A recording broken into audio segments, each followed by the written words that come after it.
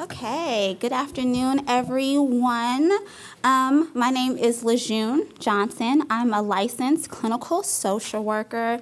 I'm very honored and humbled to be able to come speak with my fellow maternal and healthcare providers and advocates about maternal mortality. So today we're going to be talking about maternal mortality, but we're going to have a particular focus on the racial disparities that we see in maternal mortality and infant healthcare outcomes in our nation.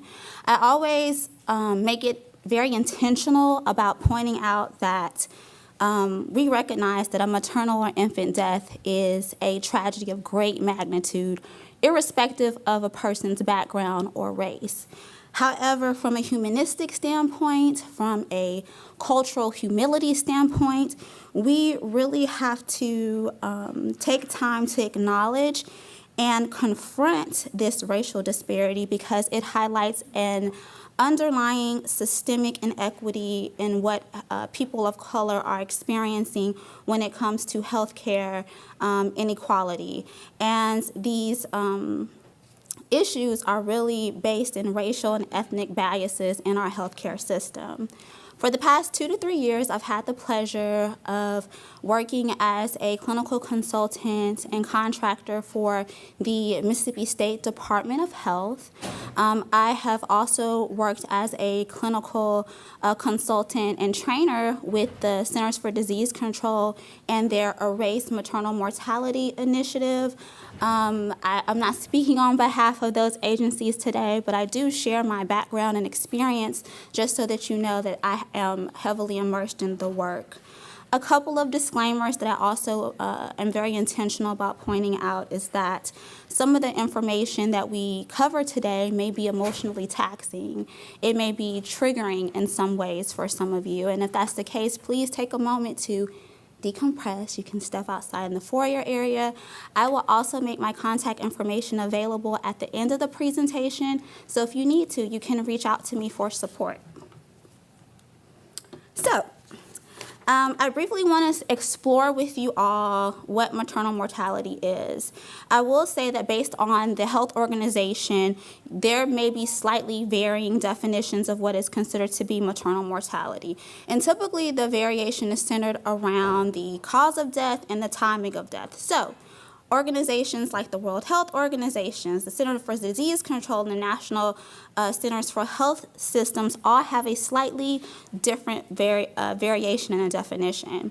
And I found this really great graphic that is pretty awesome because it simplifies the definition for each organization. Now, for the purpose of today's conversation, I will utilize the Centers for Disease Control, their definition, primarily because a lot of the data that I am resourcing and sharing with you today is pulled from the Centers for Disease Control. And according to the Centers for Disease Control, pregnancy-related deaths are deaths that occur up to 1 year during pregnancy and up to 1 year after pregnancy that are related to the pregnancy.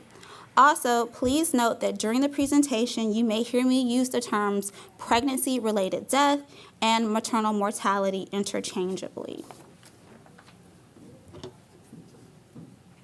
Okay, so now that we have a concept of what maternal mortality is, I want to take a deeper dive and have a conversation with you about why it is important.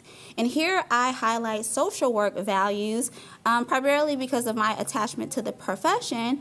However, from a societal standpoint, we should all be invested in preventing maternal death, and these values are really values that are applicable to us all. National data from the CDC affirms that a considerable portion of maternal deaths are largely preventable. This fact compels us to reinterpret the notion of preventable death. We are led to associate mortality with breaches of human rights, intruding upon a mother's inherent right to life. This highlights deeper values such as dignity and worth of a person, the relentless pursuit of social injustices, and the vital importance of cultural competence. We must pay particular attention to the intersection of race and maternal health. Alarmingly, data reveals that women of color, specifically Black and Native women, encounter heightened risk for experiencing pregnancy-related complications. This inequity is not merely a disparity. It's a clear manifestation of the systemic injustice, underscoring the urgent need for more culturally competent care and comprehensive strategies to safeguard the lives and dignity of all mothers. So, here we have a graphic, and unfortunately, it highlights that the maternal mortality rates in the United States has for many years exceeded that of other high-income countries, or what we consider to be well-developed countries. So the very dark navy bars, you see Netherlands, Austria, Germany, Norway, France, Canada, what we consider to be well-developed countries. And then we have the United States, which our numbers are depicted in the sage or green bars. So here the graphic breaks everything down by race, and then it also offers you a national average. We see that Hispanic women are encountering 18.2 deaths per 100,000 live births, white women encountering 19.1 deaths per 100,000 live births, and then we see black women, with our bar skyrocketing almost to the top of the slide, encountering 55.3 deaths per 100,000 live births. To observe these numbers for maternal mortality rates by race is simply staggering. So let's continue our conversation and elaborate on the numbers. In 2020, 861 women in the United States were identified as having died from maternal causes. The new report from the National Center on Health Statistics found that the number of maternal deaths rose 14% to this 861 figure in 2020 from 754 in 2019. The mortality rate for Hispanic women, which has traditionally been lower than that of white women, also significantly increased in 2020, and now it is on par with the rate for white women. In this report, it was also revealed that death rates increased among all pregnant women older than 24, but particularly for those 40 and over, whose maternal mortality rate was nearly 8 times that of women 25 years and younger.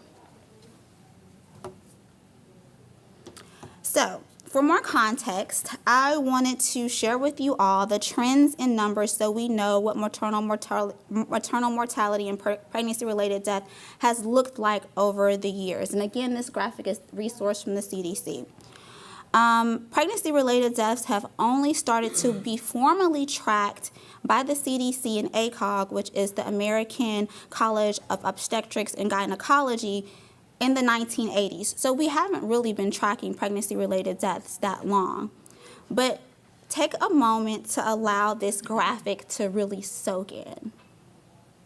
This is a snapshot of the occurrence of pregnancy-related deaths since 1987, and it is quite sobering to see the occurrence of pregnancy-related death shoot up decade after decade, despite advancements in technology, despite advancements in medicine.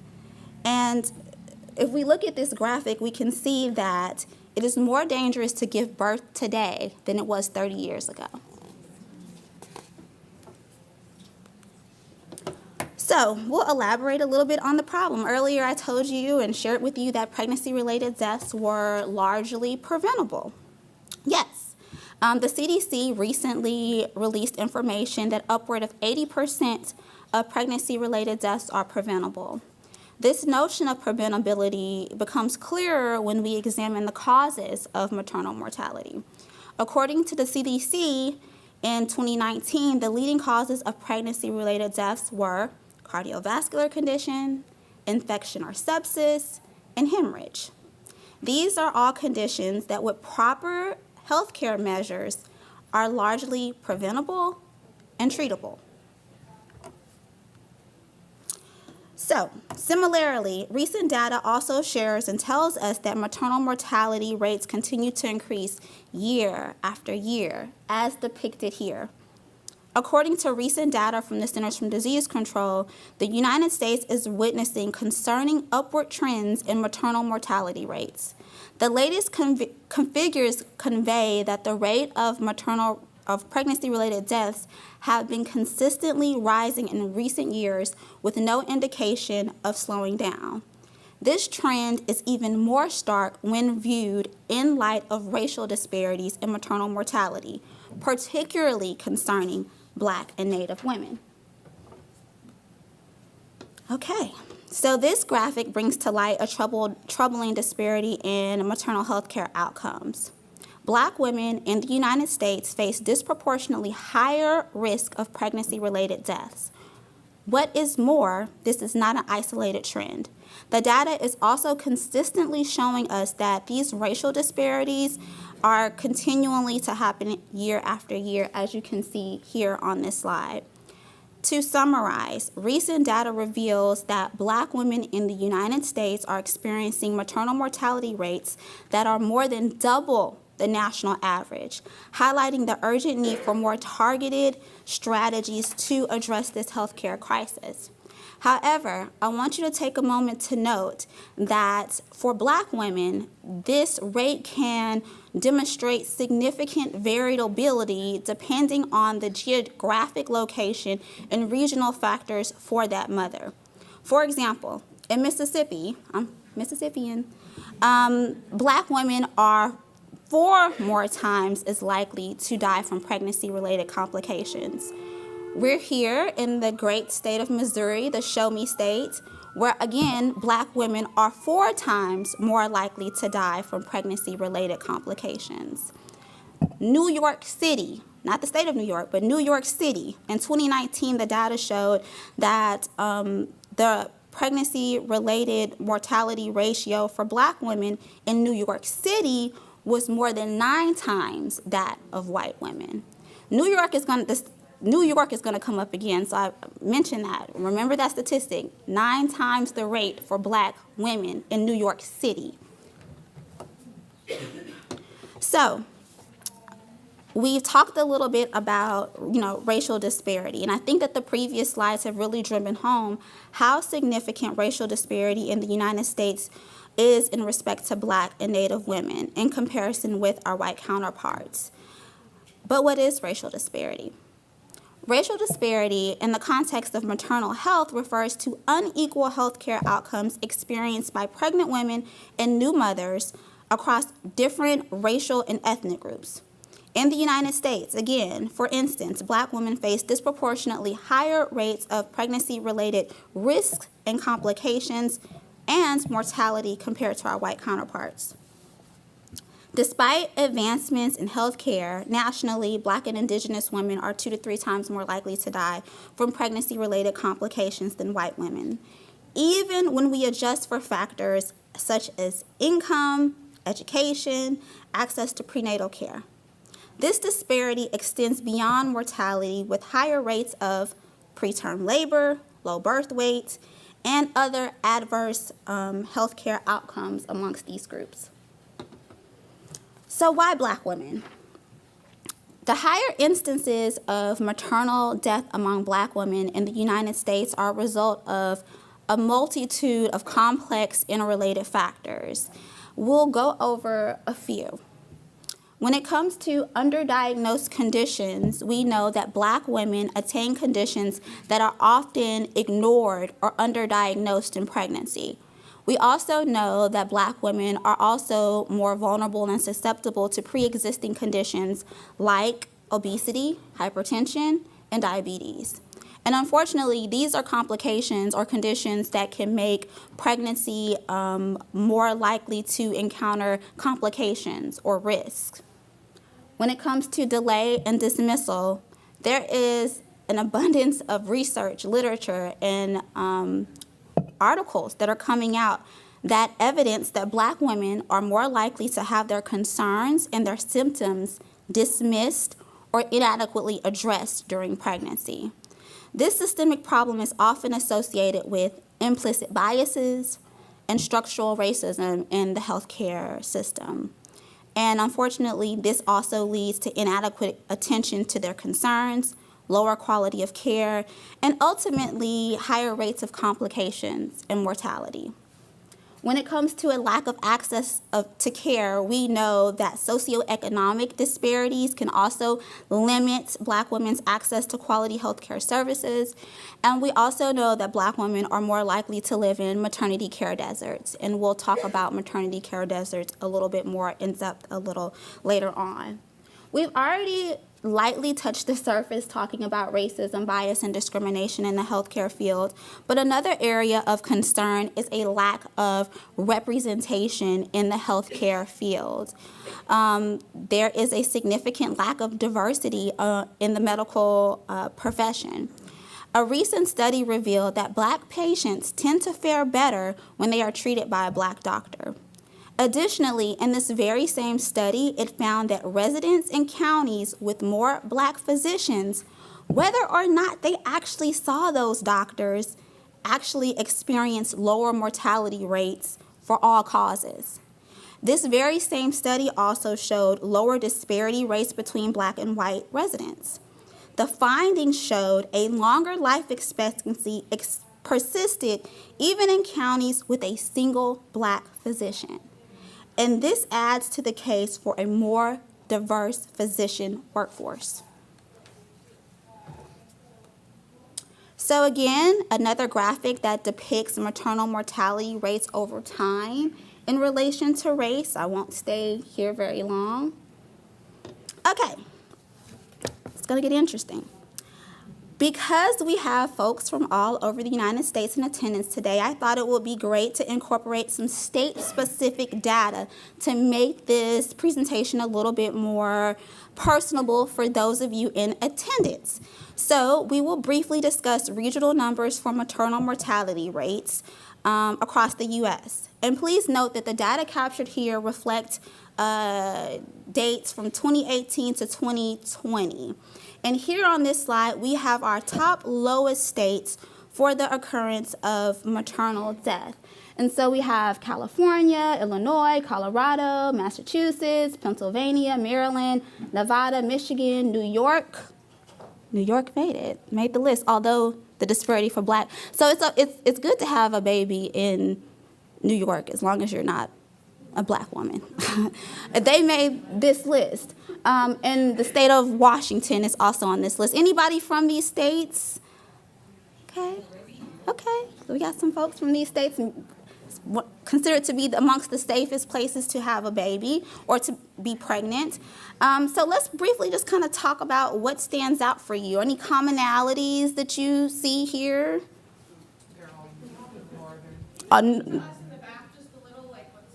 I'm sorry? The states, California, Illinois, Colorado, Massachusetts, Pennsylvania, Maryland, Nevada, Michigan, New York, Washington, the state of Washington. So I heard northern states. What else?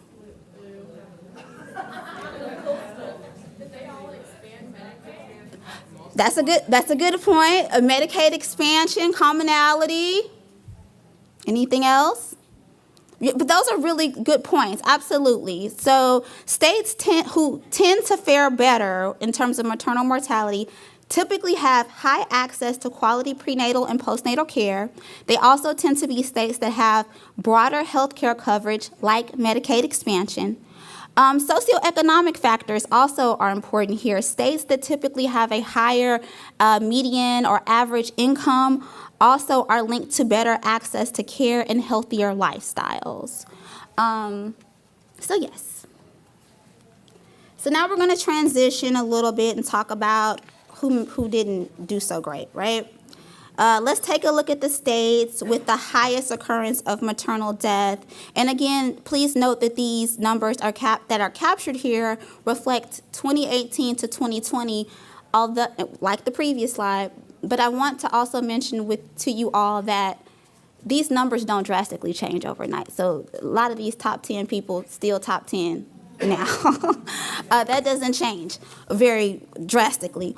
So we have Arkansas, Kentucky, Alabama, Tennessee, Louisiana, Mississippi, South Carolina, Georgia, Arizona, Indiana. So commonalities, what stands out for y'all? Southern states, Medicaid expansion, not accepted, yes. What else? I heard somebody else say something. Republican associated states. I was trying not to go there with the politics, but that's okay. I mean, you introduced it. I'm gonna let it. Okay. Republican states, yes. Rural states, yes. Lower median incomes, absolutely. Again, most are southern states. Again, many states with the highest mortality rates are also states that have traditionally had the most restrictive abortion bans as well. Something else I'm surprised no one said anything about was that several of these states are also more densely populated with African American. Like these states, like Mississippi is one of the most populous African American populated states, as well as Louisiana. 5 of these states on this list are also ranked in the top 10 unhealthiest states in the U.S.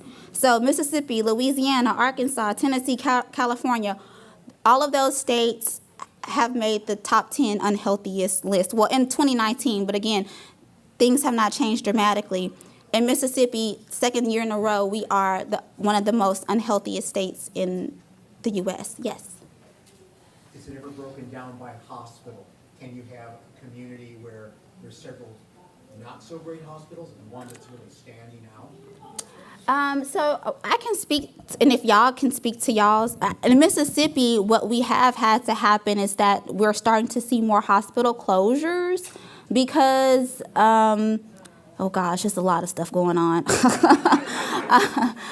No, it's a lot of stuff going on. So because we have not expanded Medicaid, we're now being hit with the aftermath of COVID, where a lot of these hospitals are not getting compensated for the care that was endured during COVID, and so they're just not able to afford to stay in business, and so a lot of hospitals are closing down. So we don't necessarily have like a top 10 or a broken down by, well, they actually do have grades. So a lot of hospitals do have grades where you can go in and look and see what grade that hospital have. But in Mississippi, we just trying to get to the doctor at this point. So people aren't really even, we're just trying to, our healthcare infrastructure right now is just so incredibly fragile. But if y'all want to speak to, y'all's experiences with that as to whether or not, yes. I can't necessarily speak to like the hospital situation because I wouldn't recommend that Black women give birth in any of the hospitals that we're in Nashville. I'm out of Nashville, Tennessee. One of the things that I did want to mention though, as far as the difference between the previous slide and this slide, is I think we should all take note of here. And what's really important to notice here is the lack of desire. The states that we saw on the previous slide actually care. They don't. It's almost like they're embarrassed to be in the list of maternal mortality states. And then you look at these states, and they don't actually care. We're just like, okay, we'll print the paperwork, we'll tell you what the numbers are, but they don't care. I run an all-Black, solution-based organization to this problem, and Tennessee smacks me in the face every single year I ask for funding because we only work with Black people. So, like, it's a desire. Southern states don't actually care because it's heritage, not hate, right? You're Mississippi, I'm sure you've heard that. We're going to keep flying this Confederate flag, and we're going to keep you guys at the bottom because that's just how it's been. And I don't know why you guys think we're going to change any of this, but you guys have been at the bottom, so we're just going to keep you down there. I also am a native of California, so I see it very loud and clear that, like, Tennessee doesn't want to, Louisiana doesn't want to, Mississippi doesn't want to. California does, and they're actually putting money in Black women's pockets just to chill while they're pregnant. So, like, it's a desire.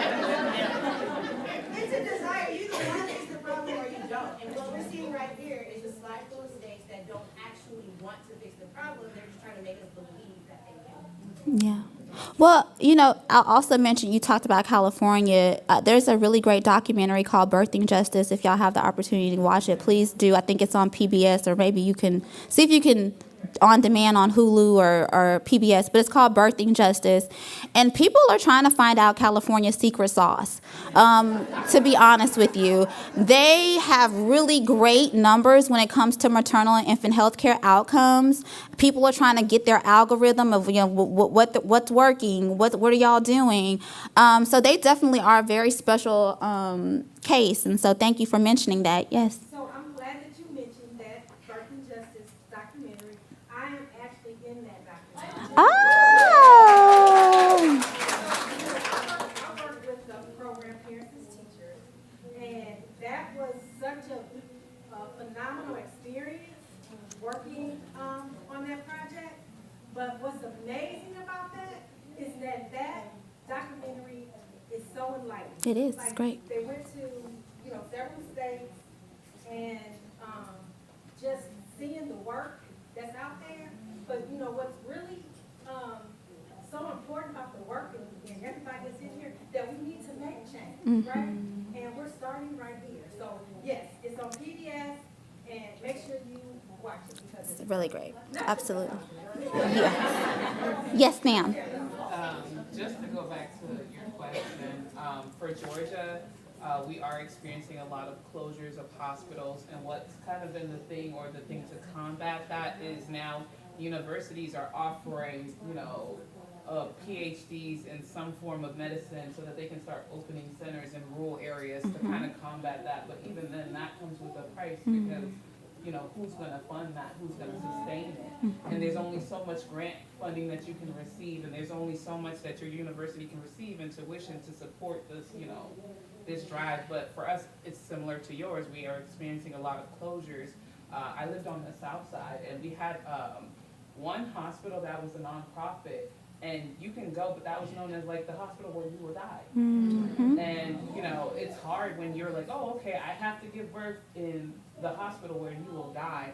And I experienced malpractice in that hospital. I experienced so much bad things in that hospital, and you try not to speak to the stereotypes, but in the end, you ultimately experience the things that are being said within the community. So the community knows. They know where they can receive service. They know where they can't.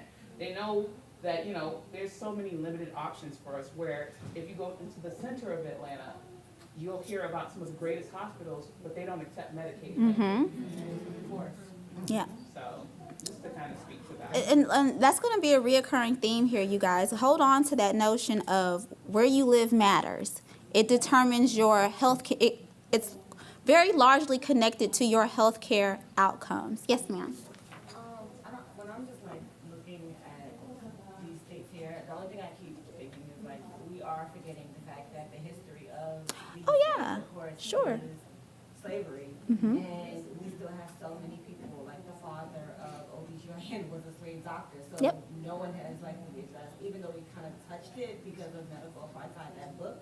But even in South Carolina, right there, there's a bust of him. So I mean, how do we even, before we even talk about policy now and just what's happening right now, is really about dismantling this idea of what Black women, their bodies look like, Right. and what's happening. This history of reproductive injustice for Black women is something we're definitely going to venture into in just a little bit. But thank you for bringing that up. Absolutely. Yes. Along those lines, I'm curious if there's any research on the rates between women who are cared for, say, by a Black midwife or an Indigenous midwife versus I do not have data specific information for today's presentation, but there is evidence that strongly indicate that Black women fare better when they have access to a doula or midwife. I did want us to switch gears briefly and discuss infant mortality as well. Infant mortality is an infant death that occurs before a baby reaches 1 year old.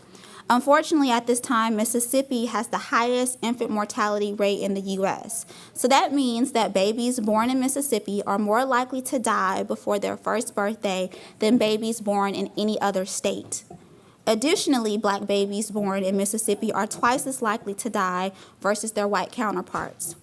Historically, when we look at other states that have high rates of infant mortality, they also include states like Louisiana and Arkansas. Now, before Mississippi got the number one in infant mortality, it was Louisiana. States that traditionally have lower rates of infant mortality are states like California, Massachusetts, and Washington. Those are states that have traditionally had lower rates. I'm going to skip this slide because I've kind of already touched on some of these factors in previous slides. I did want to briefly just highlight and talk about the social determinants of health and how they impact maternal mortality rates.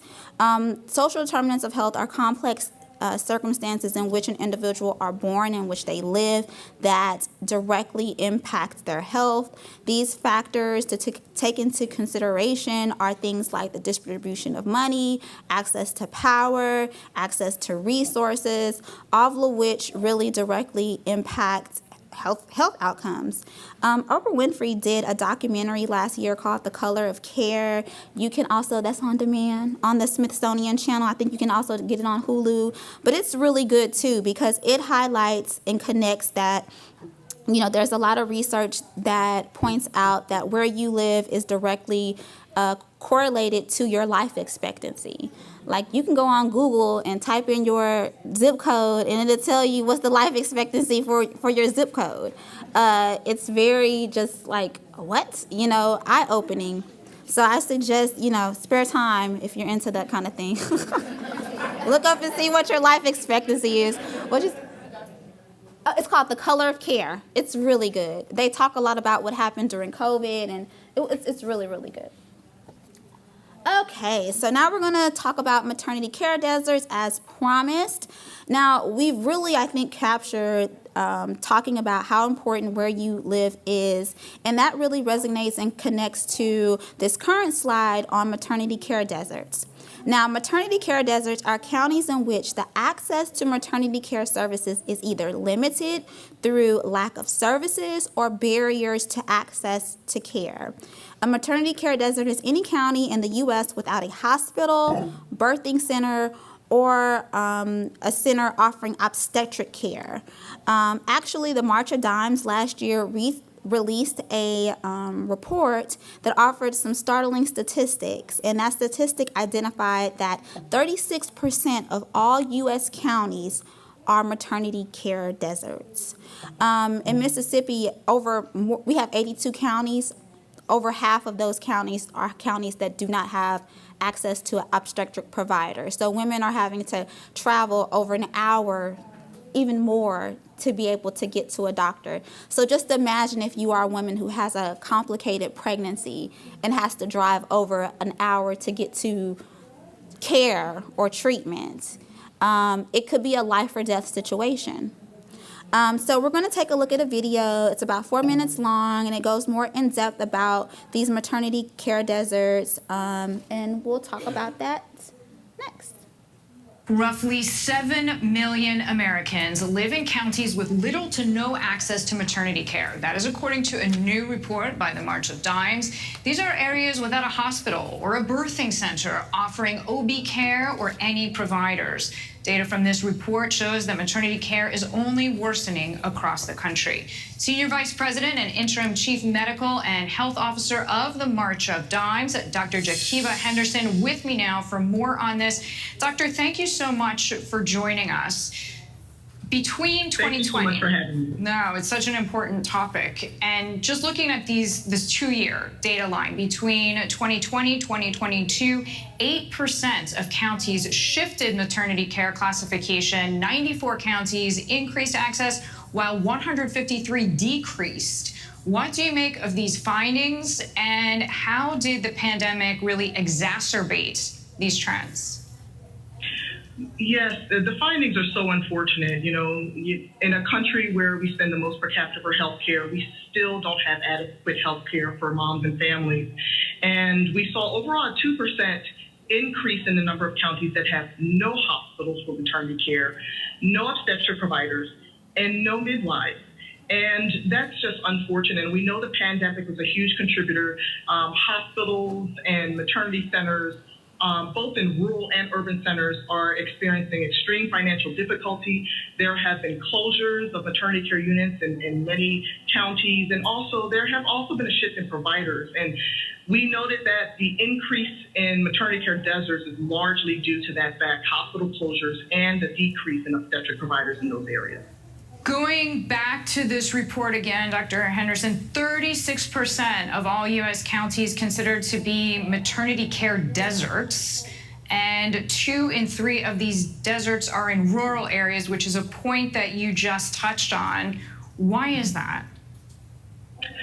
Well, partially because the majority of obstetric providers practice outside of rural areas. Only 7% of obstetric providers practice in rural areas. And although the majority of maternity care deserts are in rural areas, we still see a decrease in maternity care in urban areas as well. We don't want to forget them.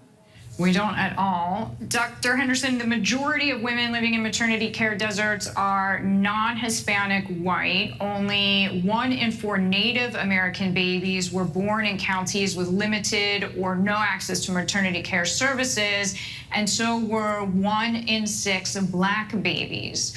Why is it important to understand these racial disparities, and what are some of the underlying causes that are contributing to this? So unfortunately in our country, particularly American Indian, Alaska Native, and Black mothers experience the worst outcomes from pregnancy. Black mothers are about 3 times more likely to die from pregnancy complications, and American Indian mothers about 2 times more likely to die. And then when we also consider about 50 to 60 times more women actually experience complications and don't die, and these populations are disproportionately impacted, we have to realize the impact of not being able to have access to high quality care. Often these families have to travel long distances and may not have the resources. Often they have to wait long times to get appointments. And that's just compounded on the fact that they already experience the worst outcomes from pregnancy. A problem that needs to be addressed for many reasons. Dr. Jacoba Henderson, thank you so much for your time. We appreciate it. Yep. So I thought that was a really just great video that kind of summarizes what we're seeing with maternity care deserts. The March of Dimes, in that very same report, it also shared that Florida had the most women impacted by overall improvements in maternity care, and Ohio had the most women impacted by overall reductions in their access to care. I'm not going to be able to spend a lot of time here on Medicaid expansion and postpartum Medicaid expansion. This presentation that I give is typically like 2 hours, so I'm trying to like put it all in very, very short. But Mississippi and Wyoming were the last 2 states to not pass postpartum Medicaid expansion. However, in March of this year, Mississippi, we passed it. So we were able to get that passed where women now have postpartum Medicaid coverage. And postpartum Medicaid coverage, yeah, that is a big deal. Postpartum Medicaid coverage is really, really important because traditional Medicaid cuts mothers off at 60 days. You off. And we know that most maternal deaths happen in the year after pregnancy. Most women die from pregnancy-related complications in the postpartum period. So cutting them off at 60 days, how likely are you going to go to the doctor if you're having complications and you don't got insurance? You're more likely to try to tough it out, right? So postpartum Medicaid coverage is really, really important. But not only postpartum Medicaid coverage is a really big deal as well. Unfortunately, at this time, I think we still have 11 states that have not adopted full-on Medicaid expansion. Mississippi is one of those states. We have not yet to adopt Medicaid expansion as well. But studies have found lower rates of maternal mortality in states that have expanded Medicaid than those that have not. And of course, this highlights, the importance of the policy. Someone mentioned earlier, talking about the history of reproductive injustices against Black women and how important that is in us being able to conceptualize and understand what we're seeing in respect to the disparities in maternal mortality for Black women. The injustices experienced in our community stem from long-standing systemic racism and discrimination. So factors like medical racism, implicit biases, stereotypes in medicine, all of these things play a factor. Here we have a picture or image of Dr. J. Marion Sims. He is a very controversial figure. He is considered to be the father of gynecology. He made a lot of great advancements in the field of obstetrics and gynecology. But it was at the expense of enslaved black women. He would rent and lease and purchase these slaves to perform surgical experiments and procedures on them without their consent, and they were done inhumanely at a time where anesthesia was readily available for him to use. So, you know, these historical injustices just continue to impact Black women's reproductive health today. We're going to watch a video that kind of captures I like the video because it kind of condenses down into a history of what we have seen in terms of reproductive injustice against Black women. At the edge of Central Park in Manhattan, there's a bronze statue of a doctor named James Marion Sims, whose brilliant achievement carried the fame of American surgery throughout the entire world. He's the guy who created the vaginal speculum, an instrument gynecologists use for examination. He pioneered the surgical repair for fistula, a complication from childbirth, and became known as the father of modern gynecology. But that brilliant achievement was the result of a series of excruciating experimental surgeries that he conducted on enslaved women.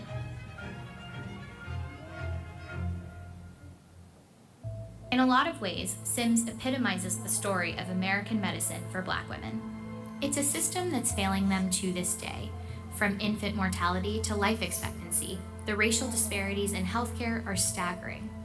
The gulf between Black and white might be widest when we look at maternal mortality, with Black women 3 to 4 times more likely to die in connection with pregnancy or birth than white women. And that divide can be traced back to doctors like Sims, who contributed to a long, largely overlooked history of institutional racism in medicine. Trying to understand a historical problem without knowing its history is like trying to treat a patient without eliciting a thorough medical history. You're doomed to failure. That's Harriet Washington, a medical ethicist and author who chronicled the intersection of race and medicine in her book, Medical Apartheid. While many of the stark racial disparities in healthcare can be attributed to environmental and economic factors like access to good healthcare, studies show that minority patients tend to receive a lower quality of care than non-minorities, even when they have the same types of health insurance or the same ability to pay for care. As African Americans, we've been abused for so long, consistently by the system. Why should we trust it? Why should we go to it when ill? And that's iatrophobia. That's a fear of the healer. You know, inculcated by the behavior of those healers, unfortunately. It starts with slavery. Doctors relied on slave owners for financial stability.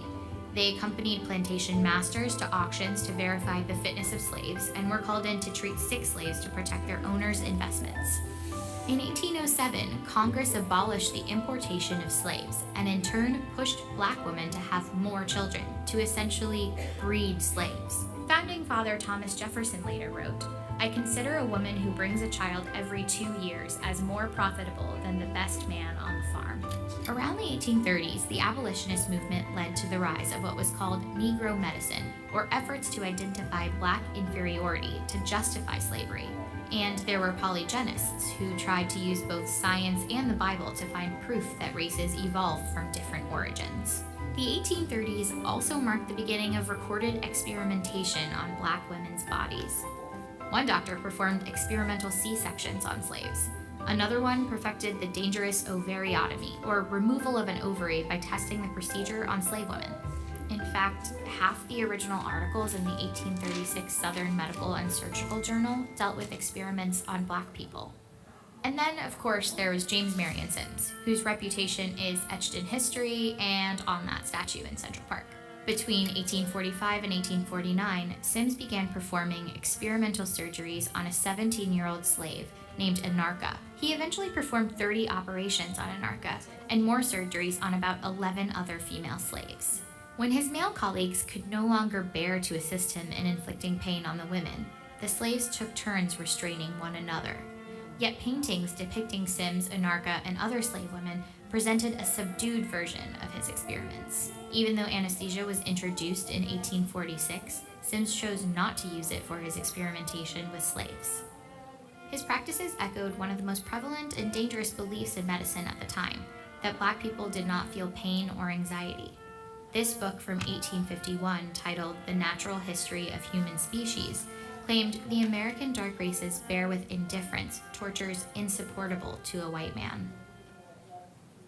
Studies released as recently as last year demonstrate that Black people are less likely to be treated for pain, particularly in the ER. There's even one from a children's hospital that found the same to be true for kids. And just this year, Pearson Education, a leading educational publisher, issued an apology and recalled nursing textbooks that included racist stereotypes, like this section that said Black people often report higher pain intensity than other cultures. Well, what does it mean when you say that someone doesn't feel pain?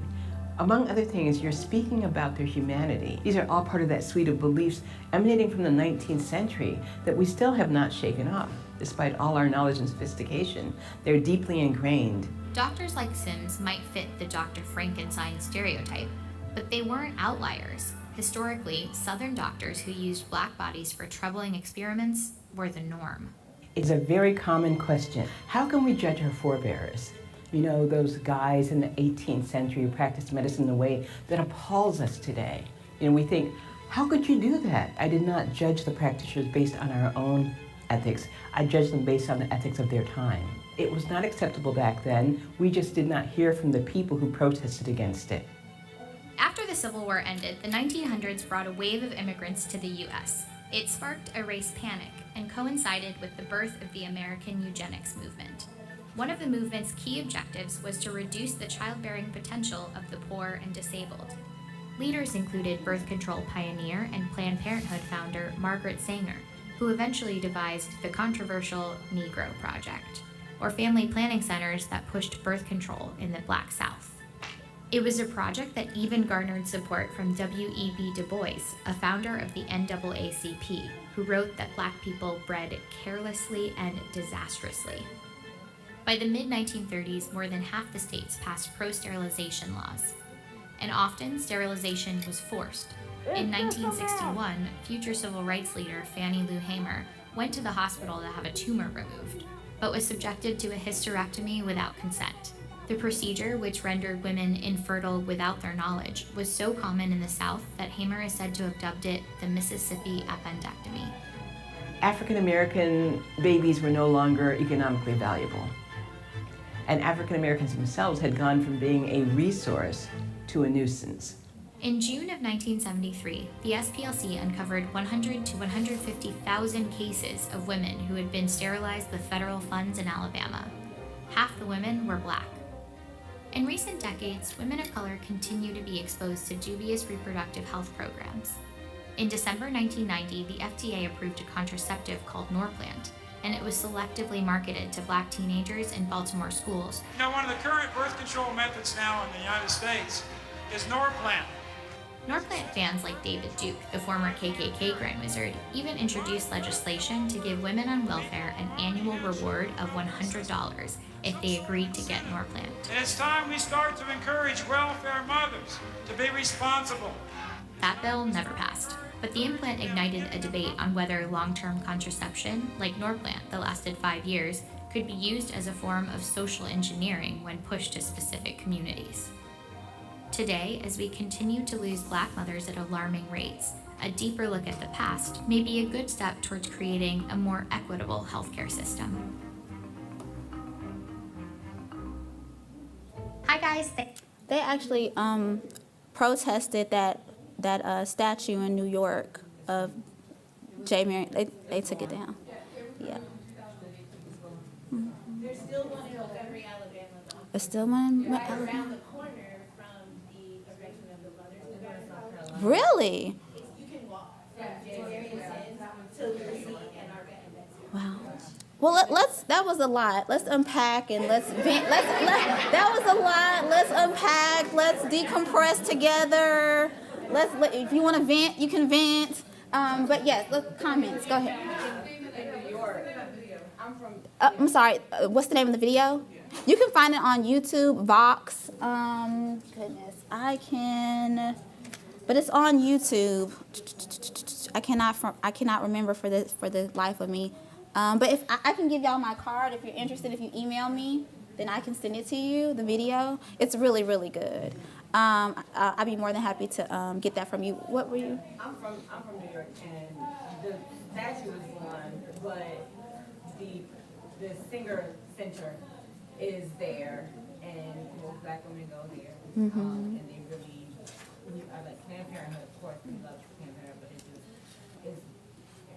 but it's a lot of Black women because it's in the central of like the Bronx, Brooklyn, over there. Okay. Okay. Well, thank you for sharing that. Somebody else, I saw a lot of y'all had hands raised up, or anybody else want to comment on the video? Anything stands out to you? Anything was startling, upsetting, or all of it was upsetting, to be honest? Yeah. Eye-opening. I think it captures, too, just the history of how distrust or mistrust occurred between Black women and the medical establishment, but not just Black women, Black people in the medical establishment. That has been, I mean, this is cultivated over time. This is not something that just occurred overnight. You know, it was highlighted, you know, the Mississippi appendectomies, those forced hysterectomies of Black and Native women. Recently, you know, this report, this study that came out about Black people's pain intolerances, that was recent. That was not a long time ago, where they surveyed medical students, and they had this false conception of Black people being able to withstand pain tolerances because they had tough skin. Yes. I found the video, so if you wanted. What's the name of it? Okay, it's the U.S. medical system is still haunted by slavery. Is the YouTube title. Okay. The YouTube channel is Vox VOX. So for anybody that, The U.S. medical system is still haunted by slavery. Is the title. thank you for looking that up and sharing that. I appreciate that so much. Yes. Because I know Vox has another video about doctors versus midwives. There's a documentary from midwives in the U.S. talking about how they were pushed out, and it's called All My Babies, how she never lost. Oh, wow. Thank you. I'm looking forward to looking that one up. I haven't seen that one. Yes. Uh-huh. I'm just curious about data collection. I know you mentioned the CDC, but I'm wondering what alternative organizations for data collection that would complicate terms like Hispanic, right? And thinking about interracial and interethnic, right? And how the impact of colorism, for example, and maybe looking at terms like Latina, right? Where there are Latino communities that identify as Black, right? And so, or indigenous, right? So how, and the realness of colorism and how it impacts that cross-culturally, cross-racially, right? So Yeah. I know the Pew Center is one organization that does sort of. Well, thank you for sharing. I will definitely look into the Pew Center. But I agree with you. I think that's an intersection where we definitely need to get more data, need to get more information. I think in recent years we've seen a significant increase in numbers with Pacific Islanders as well. And because the population is so small, it's just really difficult to get data on that group, but it's being brought to attention. So I think you're absolutely spot on. Yes. I have a question. Is there any research or more information on what modern experimenting looks like within our communities regarding, you know, resident students learning and experiencing certain things within our demographic of people? Mm-hmm. I know that I have seen some outrage expressed on various forums about the lack of diversity training in the medical field, and that being an issue. I know that I don't think it was in this video, but there are medical books where inaccurate information about certain racial groups is perpetuated in these texts. And it's just now being brought to national attention that, hey, we need to get these, we need to address this, we need to get this information out. But I don't know if there are specifically any, you said specifically information about mistreatment or, No, for instance, with medical centers like that are related to universities, often the student residents, they practice on, those who Right. are within, the low income Right, yep. Medicaid status. For instance, when I was born, they broke my arm. I was, a resident student gave birth to me. And because they were, new to the fact, and I was actually breached or whatever the case may be, and I should have been, a C-section, they still tried and they ended up breaking my arm. Then when I went back and I started doing a little bit of research, and I think there's a documentary on Hulu that talks about, midwives not being a common thing, and, doulas and birthing centers not being a common thing, because there's a level of research that still has to exist within this medical field. right. And who do they do that research towards and to? And so I'm asking is there any more places where we could find more information on that piece or that component of what this looks like? Because although the system has changed and we addressed the problem, where are they still learning these new methods? Mm-hmm. Yeah. I mean, that's a great point. I do think that's a really great point. I don't know. I'm gonna be transparent. I'm not sure. What was you saying?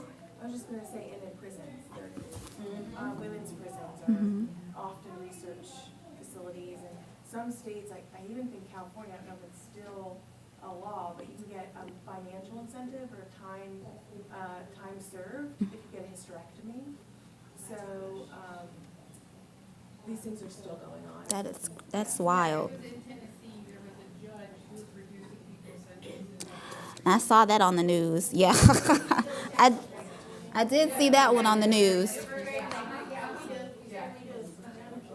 Oh gosh. Can you speak to the medical training piece of it? I work in a resident, I'm a OB social worker in a medical center, in an OB place.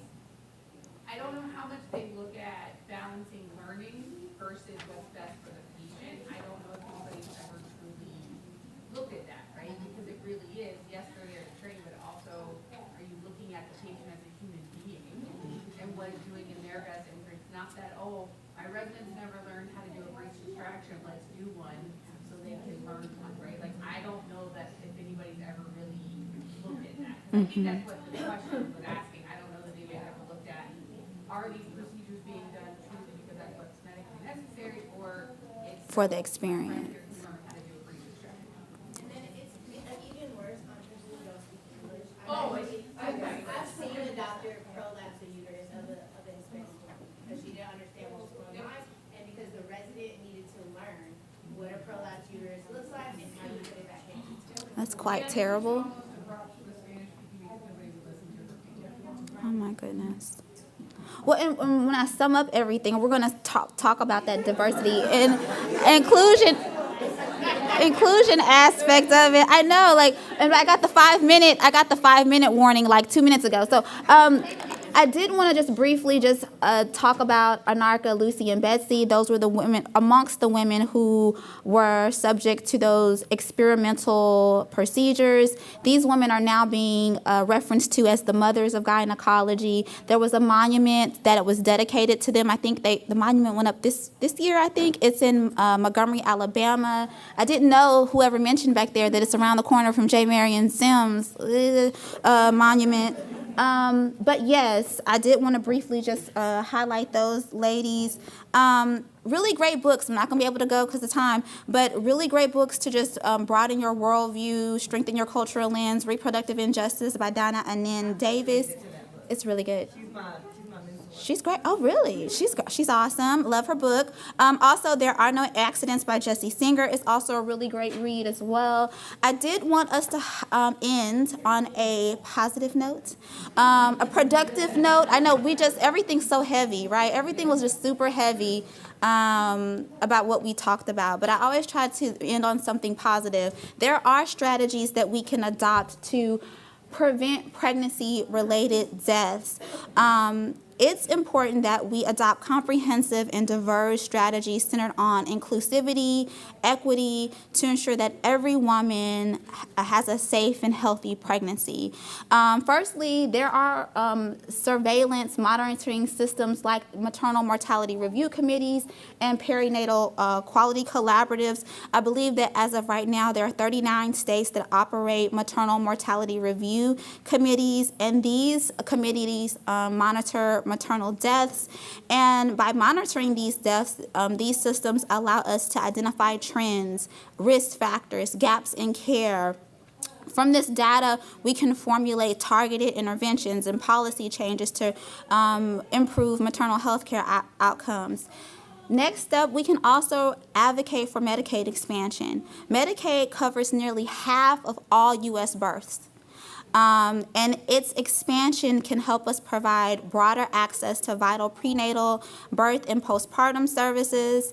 In terms of doula and midwife, well, doula and midwife legislation is not very widespread. There are certain states like California, New York that have legislation directly talking about doula and midwife services, but by promoting these roles of doulas and midwives, it's just very, very important. These professionals provide invaluable emotional, physical, and medical support to mothers throughout pregnancy, childbirth, and in the postpartum period.